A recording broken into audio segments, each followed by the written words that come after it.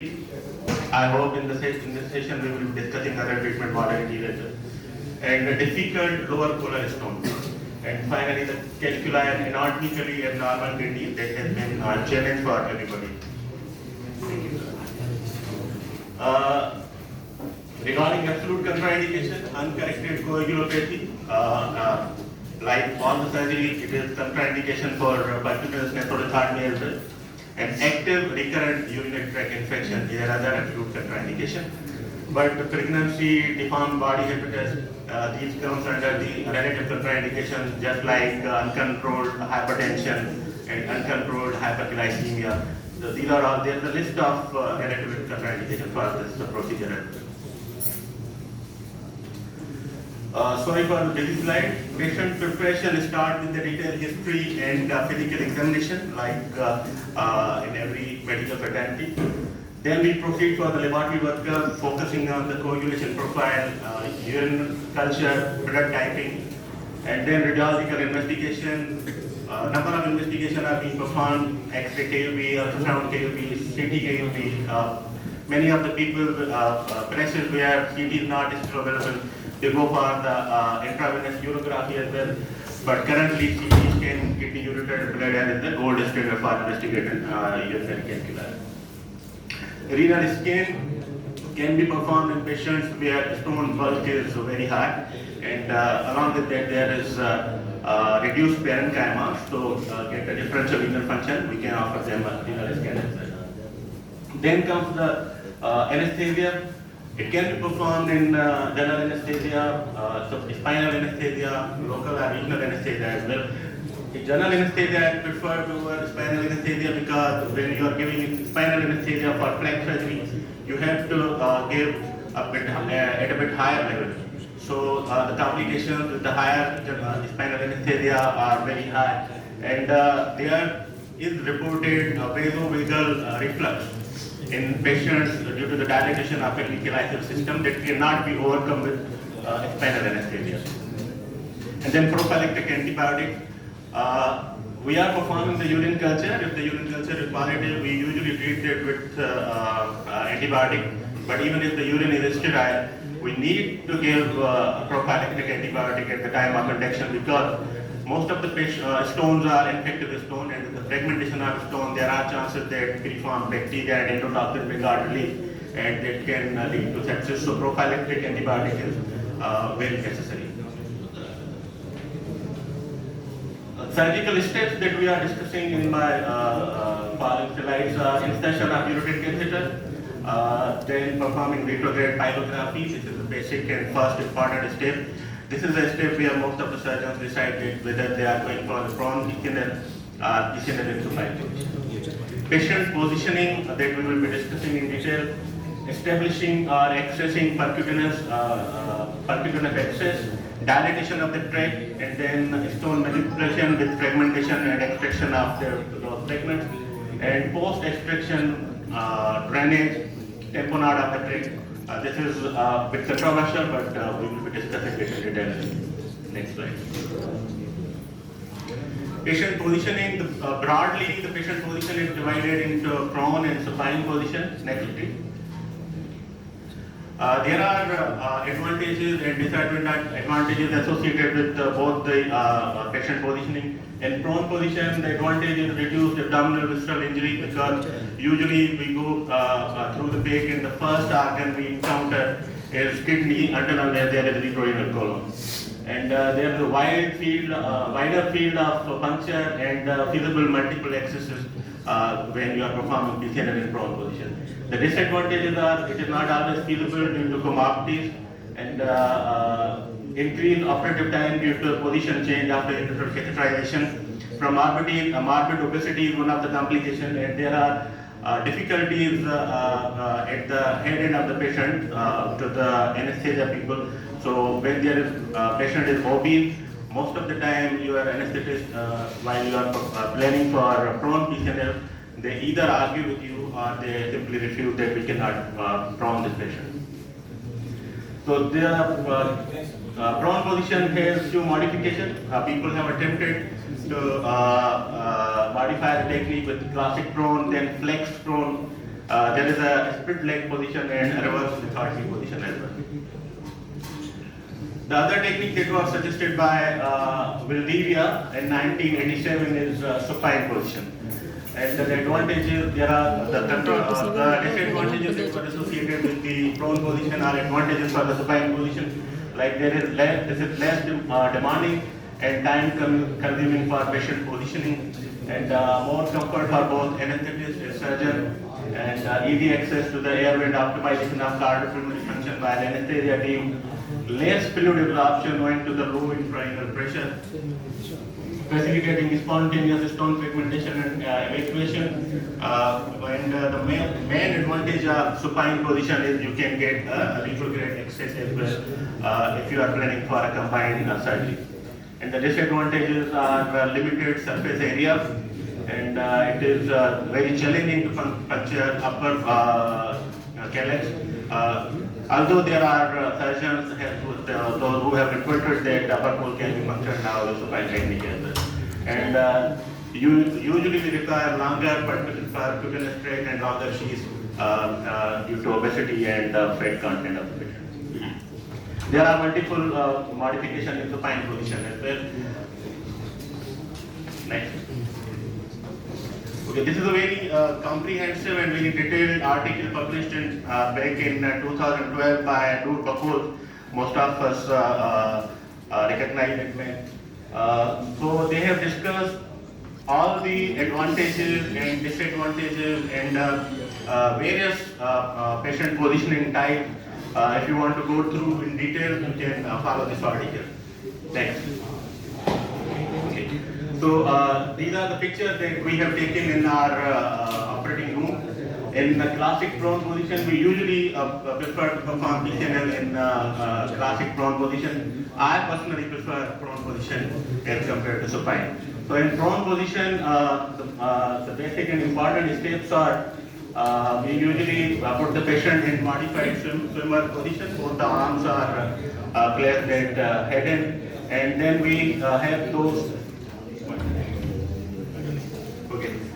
We usually place two bolsters, one at the chest side and one at the ILS grade, so that the abdomen does not compress against the table, and because if there is no space under the abdomen, then respiratory movement will be difficult and there will be cry from the anesthetic side as well.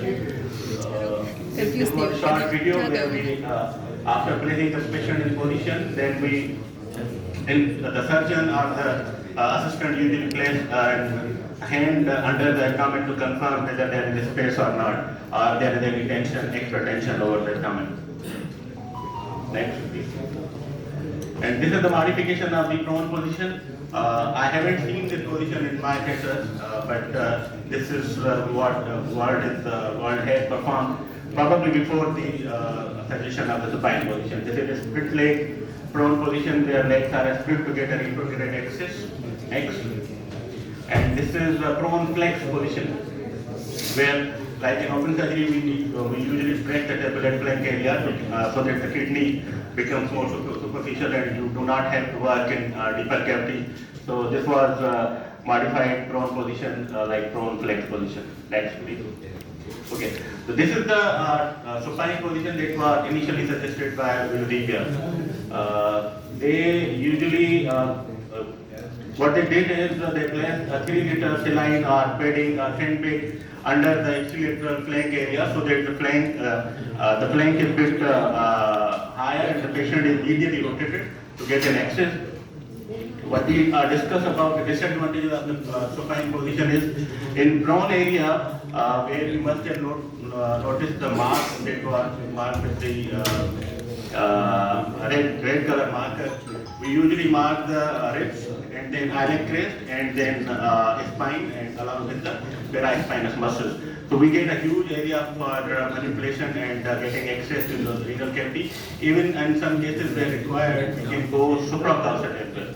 But in supine position, you can see the iliac crest is marked, 11 rib is marked, and posterior axillary line is marked. So we get just a small window. This is the window through which we have to get access into the kidney. So this is one of the disadvantages of supine position. Next, please. Okay. And this is modified Valdivia position. In classic Valdivia position, the patient was kept supine with a bit rotation, 15 to 20 degree medial rotation of the patient to get access to the plane. But then they modified this technique by flexing both legs and keeping a vesicular leg more upward to facilitate the rigid ureteroscopy. This modification was again suggested by the Valdivia itself. Next. 3 minutes. Okay. So, so these are all the modifications. Next, please. Okay. Regarding the access to the collection system, it is very important to know the anatomy of the pelvic iliacal system, and we will not discuss in detail because of shortage of time. I will simply suggest. Needle technique, there are multiple kinds of needles are available, and then regarding pelvic iliacal system, upper calyx and lower calyx are usually compound calyx. This is very important to understand getting access that we have all, we were all troubled in understanding the triangulation technique and the eye of the needle technique. So when you understand the pelvic iliacal anatomy, it will help you in getting access. Image guidance, usually puncture and fluoroscopy guidance, ultrasound guidance, and CT guidance is also suggested. Previously, there are people who used to puncture blindly through the number notch, but it is now obsolete. Next. This is a video adapted from Dr. Sinha from India.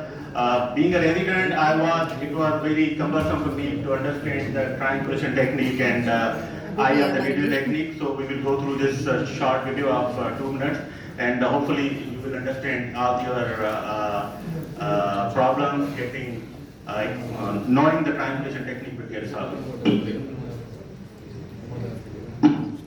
Let us first see what happens when your C-arm is at 0 degree with the needle pointing at the correct depth. Remember, what we are interested in is the relationship between the tip of the needle and the edge of the calyx. As you will see the needle move to reach the edge of the calyx, the shadow of the needle will touch the edge of the shadow of the calyx. Unfortunately, if you keep the C-arm only at 0 degrees, you get the exact same image if the needle reaches superficial to the calyx,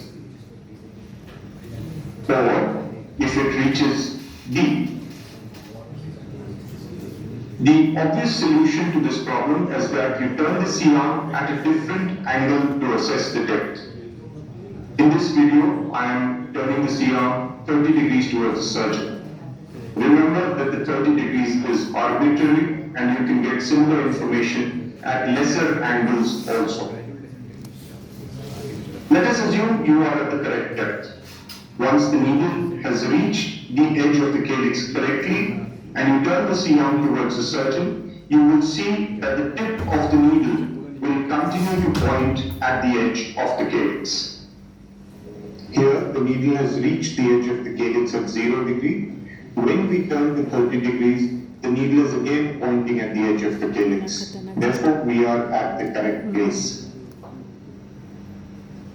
If the needle tip is superficial to the calyx, once you turn from 0 to 30, the shadow of the needle tip will fall on the body of the calyx, and the needle will appear to have crossed the edge of the calyx on the fluoroscopy screen. If you look at the 0 degree image, the needle has reached the edge of the calyx, but at 30 degrees it appears to have crossed beyond the edge of the calyx. Therefore, this needle is superficial to the calyx. When the needle tip reaches deep to the calyx, some of the X-ray beams will escape between the calyx and the tip of the needle. On the floor. So you can find this video on YouTube as well, if you want to know about it. But if you are short of the calyx, the gap between, if you are deeper to the calyx, the gap between the tip of the needle and the calycal shadow will increase, and then you can recheck your trajectory. Okay, this is the table we get, instrument table we get for the dilation and PCNL. All the armamentarium available. There are multiple dilators available. Elkin's dilator that are famous and cheap, and that can be used as well. There are special dilators as well, and there are balloon dilators that you will see in next slide. Next, please. Okay, these are the balloon dilators. Next. Or again. So this is a real-time video that we try to record the leg performing the PCNL in prone position. After doing retrograde pyrography, you can see how cumbersome it is to switch patient from prone position, supine to prone position, and then image-guided puncture.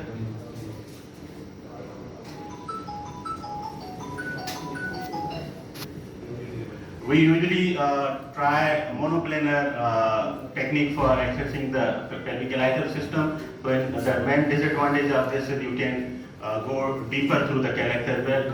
But by retrieving that needle to a few millimeters, you can get access into the kidney. Initially, we try to negotiate glide wire, and then with a facial dilator, we dilated the tray, followed by dilatation with the metallic calcium dilator. After inserting a facial dilator, we switched from glide wire to guide wire because glide wire is very slippery and sometimes it just comes out by itself.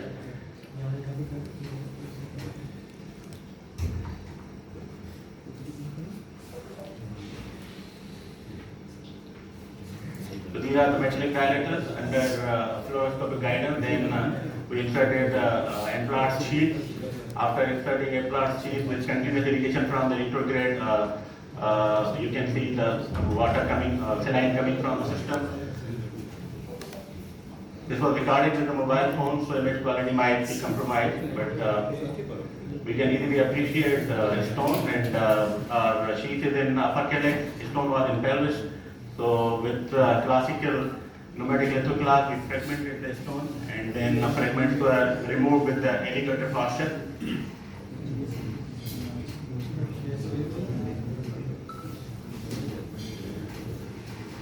So I would suggest we close this talk, but the only thing is if you can go to the complication, if you have any slide on the complication. It was just about the introduction of the complications. This is the list. Just briefly tell us about the complication and we will go to the next speaker. Okay. So complication, you can experience hemorrhage, fever, and urosepsis, associated adjacent organ injury, most commonly with supracostal puncture. You can